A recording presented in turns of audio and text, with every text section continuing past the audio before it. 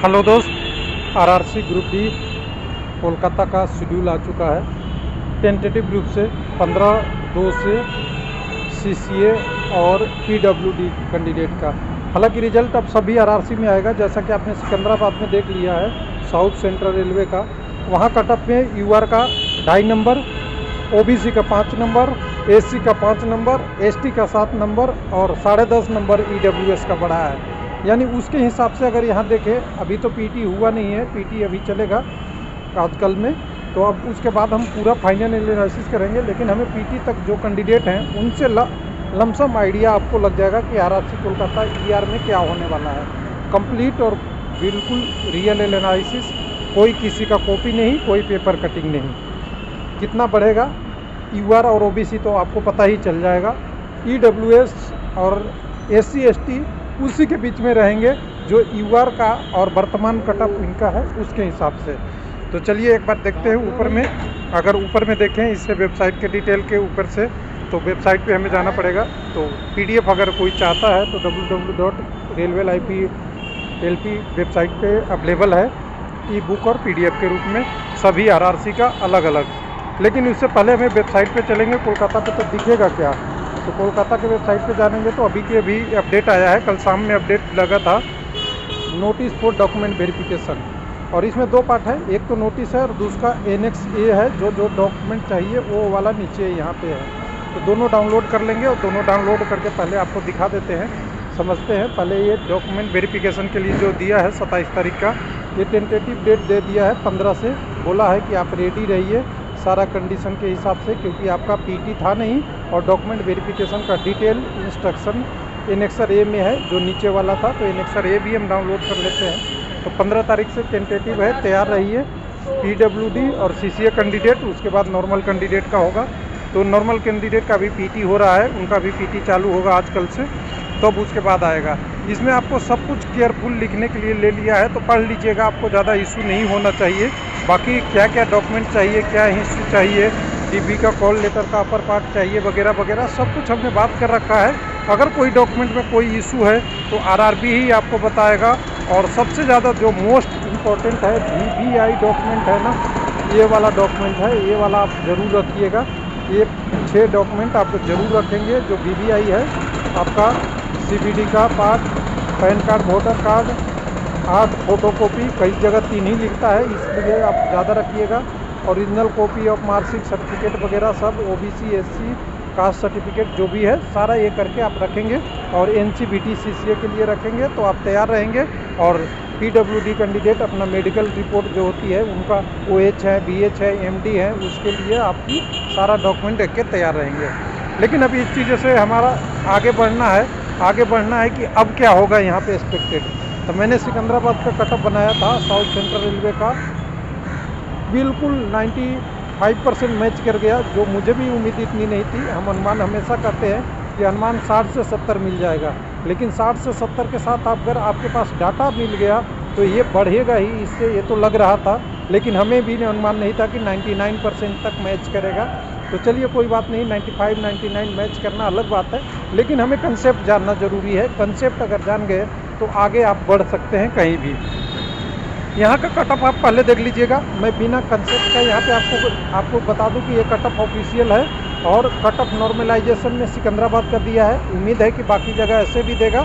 हालांकि रेलवे ने 27/12 को नोटिस दे के बोला था कि हम सारा चीज़ परसेंटाइल पे कर रहे हैं, कट नॉर्मलाइजेशन मार्क्स केवल हम दिखाने के लिए कर रहे हैं कि कैंडिडेट एक्चुअली मिनिमम क्वालिफाई है या नहीं है। लेकिन बाद में ये सारी चीज़ें पलट गई है, तो हम जो ओरिजिनलिटी है उस पर बात कर रहे हैं, नॉर्मलाइजेशन पे बात कर रहे हैं, क्योंकि हमें तो लग रहा था रेलवे ने बोला है वही मान लेंगे। तो चलिए यहाँ पे देखिए हुआ क्या था। यहाँ वैकेंसी टोटल 10,639 है। सीसीए कैंडिडेट के लिए अभी थोड़ा सा वेट करना पड़ेगा, कितना पास होंगे अभी 2-4-5 दिन में आपको पता चल जाएगा, तो हम बात करेंगे। लेकिन बिना सीसीए को हमने पूरा वैकेंसी देने के बाद जो एनालिसिस किया है वो चीज़ हम समझेंगे। तो यहाँ वैकेंसी बचती है 8,464। 8,464 को हम क्या करेंगे, हम कम्युनिटी बाई ये बांट दिए हैं, इस कम्युनिटी के कितने वैकेंसी जाएगा खाते में।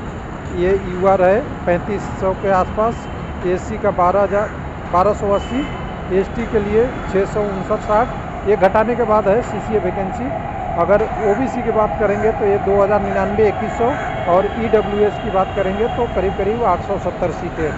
इसके लिए जो पीटी में क्वालिफाई होने थे वो 23,532 जो हुए हैं, यानी 25,000 होने थे, लेकिन हुए कितने हैं तो 26,000 कुछ हुए हैं। यानी कह सकते हैं कि 25,000 से 26,000 के बीच में जो कुछ कैंडिडेट ज़्यादा गए हैं वो किस कारण से गए हैं कि सीसीए वाले कम क्वालिफाई किए हैं और एक सर्विसमैन का सीट नॉर्मल को दे दिया गया है, ये तो क्लियर ही है। सिकंदराबाद में एक सर्विसमैन मात्र 55 क्वालिफाई हुए हैं और 987 कैंडिडेट सीसीए हुए हैं, जबकि दोनों के लिए 1864 या कुछ वैकेंसी रिजर्व था। सीसीए के लिए 1864 वैकेंसी कुछ ऐसा रिजर्व था। तो ये मायने रखता है इतना डाटा। और इसके डाटा के बाद अगर देखें यहाँ पे कम्युनिटी बाई कैंडिडेट कितने हैं, तो यहाँ पे देखिए यूआर से 3656 कैंडिडेट हैं, एससी से 4565 है और यहाँ पे अगर एसटी से 4241, ओबीसी से 11,635 और ईडब्ल्यूएस से 4,379 कैंडिडेट हैं। और वैकेंसी के रेशियो का अगर देखेंगे तो वैकेंसी के रेशियो में देखेंगे हर कम्युनिटी में अच्छा खासा कैंडिडेट हैं। और पीटी पास फेल का रेशियो आप देख ही रहे हैं, 2 पास हो रहे हैं 1 फेल हो रहे हैं। इस बार थोड़ा कंडीशन अच्छा है, लोग ज़्यादा पास हो रहे हैं।